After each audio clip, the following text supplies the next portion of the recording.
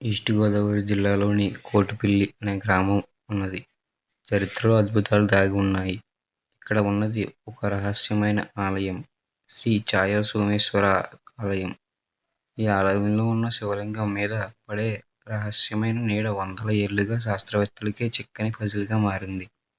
పురాణాల ప్రకారం ఒకసారి చంద్రుడు తారకాసురుడి యుద్ధంలో దోషం పాలయ్యాడు. ఆ దోషం వల్ల అతని కాంతి తగ్గిపోవడంతో చంద్రుడు శివుణ్ణి ప్రార్థించాడు.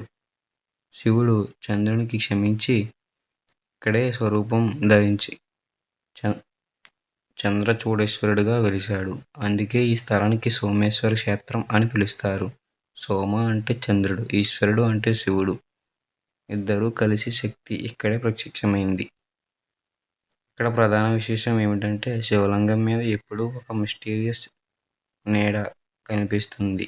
వెన్నెల రాత్రి, ఉదయం సూర్యుడు లేనప్పుడు కూడా ఆ నీడ స్పష్టంగా ఉంటుంది. మరింత ఆశ్చర్యం ఏమిటంటే ఆ నీడ 3 భాగాలుగా విడిపోతుంది. ఒకటి శివుడు, రెండవది పార్వతి, మూడవది చంద్రుడు అని చెప్తారు.